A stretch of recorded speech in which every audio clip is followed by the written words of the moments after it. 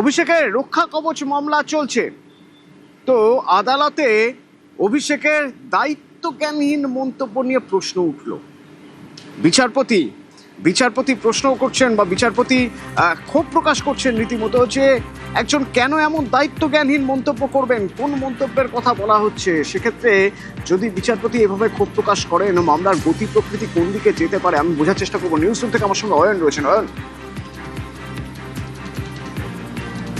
যে দ্বিতীয় দফার ভোটের আগে আরামবাগে গাড়ির ওপর দাঁড়িয়ে অভিষেক বন্দ্যোপাধ্যায়, তৃণমূলের সর্বভারতীয় সাধারণ সম্পাদক এবং সাংসদ, তিনি বলেছিলেন, তিনি এমন একটা মন্তব্য করেছিলেন, নাম না করে অমিত শাহকে হুঁশিয়ারি দিয়েছিলেন, বিজেপিকে হুঁশিয়ারি দিয়েছিলেন এবং সেই মন্তব্যে বিতর্ক দানা বেঁধেছিল। এবার সেখানে মামলা হলো, তার বিরুদ্ধে মামলা হলো। কেন এরকম উস্কানিমূলক মন্তব্য করেছেন এই অভিযোগে মামলা হলো। আজকে অভিষেক বন্দ্যোপাধ্যায় রক্ষা কবচে যে মামলা করেছিলেন, আবেদন করেছিলেন, সেই রক্ষা কবচের মামলার শুনানি হচ্ছে। আর সেখানেই যথেষ্ট ক্ষুব্ধ, বিরক্ত বিচারপতি সৌগত ভট্টাচার্য। তিনি বলছেন যে একজন সাংসদ, একজন তৃণমূলের সর্বভারতীয় সাধারণ সম্পাদক, তিনি কি এরকম কথা বলতে পারেন? তিনি তো একজন দায়িত্বজ্ঞানহীন মন্তব্য করেছেন, একটি দায়িত্বজ্ঞানহীন মন্তব্য করেছেন। তিনি কি পারেন? প্রশ্ন তুললেন বিচারপতি সৌগত ভট্টাচার্য। তখন কল্যাণ বন্দ্যোপাধ্যায় বললেন, আইনজীবী অভিষেকের পক্ষে, যে হয়তো অমিত শাহ যেরকম মন্তব্য করেছেন ভোটের অনেক আগে, এরকম মন্তব্য করেছেন তার পরিপ্রেক্ষিতে ভোটের আগে উত্তেজনায়। কিন্তু তারপরেও সৌগত ভট্টাচার্য বলছেন বিচারপতি যে না, কখনো এরকম পরিস্থিতি হতে পারে না যে একজন সাংসদ এই ধরনের মন্তব্য করেন। তিনি বলছেন যে চৌঠা মের পর যদি ফল অন্যরকম হতো তাহলে কি হতো। বারবার বিচারপতি সৌগত ভট্টাচার্য তার প্রকাশ করছেন মনোভাব যে খুব ক্ষোভ এবং বিরক্ত এই রকম, কারণ আইন শৃঙ্খলা পরিস্থিতি অন্যরকম হতে পারত যদি চৌঠা মের পর ফল অন্যরকম হতো। বিজেপি যদি না আসতো, তৃণমূল যদি ক্ষমতায় আসতো, তাহলে কি হতো, এই প্রশ্ন বারবার তুলছেন বিরক্ত বিচারপতি সৌগত ভট্টাচার্য। অতনু, তোমাকে জানিয়ে রাখি যে তিনি বলছেন, বিচারপতি সৌগত ভট্টাচার্য বলছেন, পশ্চিমবঙ্গের ইতিহাস অন্য কথা বলছে, তার কাছ থেকে এমন মন্তব্য আশা করা যায় না। তিনি বলছেন তিনি বিচক্ষণ মন্তব্য করবেন, এটাই তো হওয়া উচিত। গণতান্ত্রিক দেশে যে কোনো দল জিততে বা হারতে পারে, একজন সাংসদের কি এমন মন্তব্যের প্রয়োজনীয়তা রয়েছে? এই মন্তব্যের পরিপ্রেক্ষিতেই বারবার তিনি এই প্রশ্ন তুলে যাচ্ছেন। এখনো পর্যন্ত এই বিরক্তি, ক্ষোভ প্রকাশ, ক্ষুব্ধ বিচারপতি সৌগত ভট্টাচার্য। এবার পরবর্তী সময়ে গতি প্রকৃতি কোন দিকে যায় সেদিকেই আমরা নজর রাখবো। অতনু, আরেকটু যদি আমি ডিটেলে জানতে চাই, এটা ছিল অভিষেকের রক্ষা কবচ মামলা, তো সেই রক্ষা কবচ মামলাতেই এরকম উষ্মা প্রকাশ করলেন, ক্ষোভ প্রকাশ করলেন বিচারপতি। এবার অভিষেককে নিয়ে নতুন করে কোনো মামলা, এই মামলা কারা দায়ের করছে, সেই মামলার ক্ষেত্রে তো এই যদি মন্তব্য হয় বা এই যদি পর্যবেক্ষণ হয় আদালতে, তাহলে সেই মামলার ক্ষেত্রে তো মামলা কখনোই সেটা অভিষেকের ফরে যেতে পারে বলে মনে হয় না। মনে তো হচ্ছে না, কারণ বিচারপতি যেরকম মন্তব্য করছেন, পর্যবেক্ষণ রাখছেন, তাতে মনে হচ্ছে না যে অভিষেকের ফরে যেতে পারে।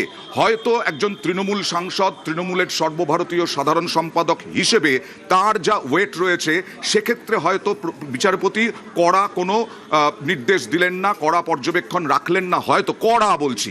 কিন্তু এখনো পর্যন্ত যা রেখেছেন তাতে এই যে আবার বলছি, চৌঠা মের আগে 29 এপ্রিল দ্বিতীয় দফার ভোটের আগে আরামবাগে গাড়ির ছাদে দাঁড়িয়ে জনসমাবেশের মধ্যে যে মন্তব্য করেছিলেন, চ্যালেঞ্জ ছুড়েছিলেন যে চৌঠা মের পর দিল্লি থেকে, আমি বলতে পারবো না কারণ কথাটি অত রাজনীতির ক্ষেত্রে হয়তো ব্যবহার করা যেতে পারে, আমরা দেখাবো পরবর্তী সময়ে, যে চৌঠা মের পর দিল্লি থেকে কারা আসবেন দেখে নেওয়া হবে, হুঁশিয়ারি দিয়েছিলেন। এবং সেইখানেই একজন ব্যক্তি, তিনি এফআইআর করেছিলেন, পুলিশের কাছে অভিযোগ জানিয়েছিলেন, তারপরে মামলা করেন এবং সেই মামলার পরিপ্রেক্ষিতে অভিষেক বন্দ্যোপাধ্যায়, তুমি জানো যে অভিষেক বন্দ্যোপাধ্যায় রক্ষা কবচ চেয়ে আবেদন করেছিলেন, সেই মামলাতেই আজকে শুনানি হচ্ছে।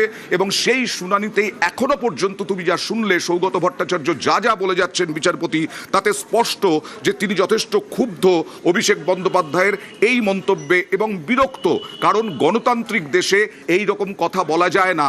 কল্যাণ বন্দ্যোপাধ্যায় পাল্টা বলেছেন, অমিত শাহ তো বিভিন্ন সময়ে উস্কানিমূলক মন্তব্য করেছেন, কিন্তু তাও অনড়, সৌগত ভট্টাচার্য তিনি বলছেন পশ্চিমবঙ্গের আইন শৃঙ্খলার ক্ষেত্রে সমস্যা তৈরি হতে পারত যদি চৌঠামের ফল অন্যরকম হতো। অতনু, একটু সঙ্গে থাকো। তুমি বলছিলে যে আরামবাগের সেই মন্তব্য, যে মন্তব্য নিয়ে ক্ষুব্ধ বিচারপতি, সেই মন্তব্য আমরা একবার শোনাবো। 4 তারিখে তৃণমূল আরামবাগ জিতুক বা হারুক, আমরা গতবারও আরামবাগ হেরেছিলাম, গোঘাট হেরেছিলাম, খানাকুল হেরেছিলাম, পুরসুরা হেরেছিলাম, কিন্তু উদারতা পার পেয়ে গেছিলে। এবার আমি নিজে দায়িত্বে থাকবো। 4 তারিখ 12টার পরে কোন জল্লাদের কত ক্ষমতা আর কার দিল্লির বাবা কাকে বাঁচাতে আসে আমি 4 তারিখ দেখব। বিচারপতি এখানে একটা মন্তব্য করছেন, যে মন্তব্যর ব্যাখ্যা প্রয়োজন, কারণ তিনি বলছেন যে একজন জনপ্রতিনিধি, সেই জনপ্রতিনিধির এই ধরনের মন্তব্যের প্রয়োজনীয়তা কোথায় পড়লো। একেবারেই তাই, কারণ অমিত শাহ যেটা বারবার বলেছেন সেটা হচ্ছে দুর্নীতি যারা করেছে, যারা সিন্ডিকেট চালিয়েছে, যারা তোলাবাজি করেছে, যারা দুর্নীতি করেছে, যারা খুন করেছে, যারা ধর্ষক, তাদেরকে শাস্তির কথা বলেছেন। কিন্তু এখানে কেন্দ্রীয় নেতৃত্ব অর্থাৎ কেন্দ্রীয় সরকারে যারা বসে আছেন, কেন্দ্রের মাথায় যারা বসে আছেন, আমাদের দেশের হয়তো প্রধানমন্ত্রী বা স্বরাষ্ট্রমন্ত্রী বা প্রতিরক্ষা মন্ত্রী, তাদেরকে নিশানা করছেন নাম না করে অভিষেক বন্দ্যোপাধ্যায়। আর সেখানেই বিচারপতি সৌগত ভট্টাচার্য বলছেন যে গণতান্ত্রিক দেশে একজন জনপ্রতিনিধি কি করে এমন মন্তব্য করতে পারেন। যদিও আমাদের এখানে পশ্চিমবঙ্গে রীতি যে আগের শাসক দলের নেতা নেত্রীরা তারা বারবার বিভিন্ন সময়ে প্রধানমন্ত্রী, স্বরাষ্ট্রমন্ত্রী এবং এই ভোটের আগেও একেবারে নাম করে করে বিভিন্ন হুঁশিয়ারি, হুমকি এইসব দিয়েছেন। কিন্তু একজন সাংসদ হিসেবে, জনপ্রতিনিধি হিসেবে কি করে দিতে পারেন? যখন আদালতে মামলাটা উঠল তখন বিচারপতির পর্যবেক্ষণ দেখেই বোঝা যাচ্ছে যে কতটা ক্ষুব্ধ বিচারপতি। এবার এখন যেটা আসছে যে প্রাথমিক তদন্তের প্রয়োজন আছে। শীর্ষ আদালত বলছে, এই নির্দেশ আছে, আমরা এই মুহূর্তে তদন্ত চালিয়ে যেতে চাই। তিনি ইতিমধ্যেই রক্ষা কবচ পেয়েছেন, রাজদীপ মজুমদার বলছেন, এবং এখনো পর্যন্ত যা জানা যাচ্ছে এখনো পর্যন্ত কোনো নির্দেশ দেননি। কিন্তু এটা একটা দৃষ্টান্ত হয়ে থাকছে যে বারবার প্রধানমন্ত্রী বা দেশের স্বরাষ্ট্রমন্ত্রীর বিরুদ্ধে এই রকম মন্তব্য করা যায় না। এটাই বোঝাতে চাইছেন বারবার পর্যবেক্ষণে বিরক্ত, ক্ষুব্ধ বিচারপতি সৌগত ভট্টাচার্য। এবং শুধু নয়, অমিত শাহর এই যে মন্তব্য, অমিত শাহকে নিয়ে নাম না করে অভিষেক বন্দ্যোপাধ্যায়ের, এরপরেই ফলতাতেও কিন্তু যে শ্মশান করে দেওয়ার, ইলেকট্রিক চুল্লি বানিয়ে দেওয়ার কথা বলেছিলেন, সেই নিয়েও বিতর্ক হয়েছে তার মন্তব্যে। অতনু, ফ্রিডম অফ স্পিচ একটা অত্যন্ত গুরুত্বপূর্ণ সংবেদনশীল জায়গা আমাদের দেশে, আমাদের রাজ্যে। এবং তুমি বলছিলে যে আমাদের রাজ্যে এরকম রাজনৈতিক ইতিহাস আছে, এমন কিছু মন্তব্য, যে মন্তব্যগুলো কুরুচিকর, সেই একই ধারা, একই প্যাটার্ন। এবার অভিষেক বন্দ্যোপাধ্যায়ের যে মন্তব্য, সেই মন্তব্য নিয়ে ক্ষোভ প্রকাশ করছেন বিচারপতি। কোথাও মনে হয় এবার এটা থামা উচিত।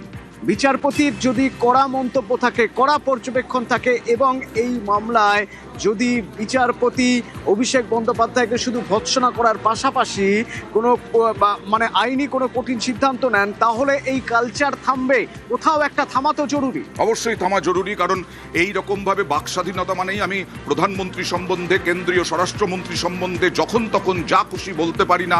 সেটা ভোটের আগে হোক, ভোটের পরে হোক, জনসমাবেশে বিশেষ করে সাধারণ মানুষকে যখন অ্যাড্রেস করছি, আমি সাধারণ মানুষের উদ্দেশ্যে যখন বার্তা দিচ্ছি, তখন আইন শৃঙ্খলার পরিস্থিতি একটা বড় ম্যাটার করে। সেই আইন শৃঙ্খলা পরিস্থিতি যদি বিগড়ে যায়, তার জন্য দায়ী থাকবেন সেই নেতা নেত্রীরা।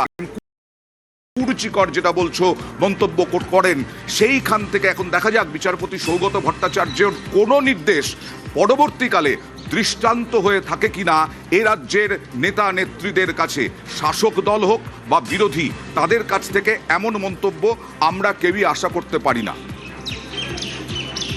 ধন্যবাদ অয়ন। এই ধরনের মন্তব্য নিয়ে যখন ক্ষোভ প্রকাশ করছেন বিচারপতি, তখন কল্যাণ বন্দ্যোপাধ্যায়, আইনজীবী কল্যাণ বন্দ্যোপাধ্যায় অভিষেক বন্দ্যোপাধ্যায় রয়ে তিনি বলছেন নির্বাচনের সময় এমনিতেই পারদ চড়া থাকে।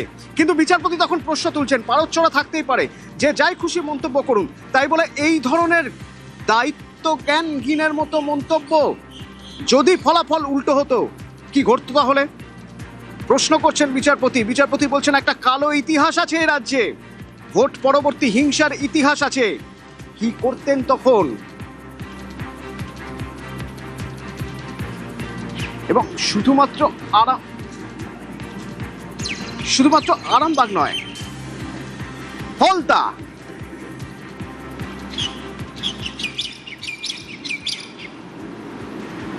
সেখান থেকেও হুঁশিয়ারি দিয়েছিলেন অভিষেক বন্দ্যোপাধ্যায়। জাহাঙ্গীর আমাকে আস্তে আস্তে বলেছে, দাদা সব দিয়েছো, একটা বৈদ্যুতিক চুল্লি করে দিতে হবে।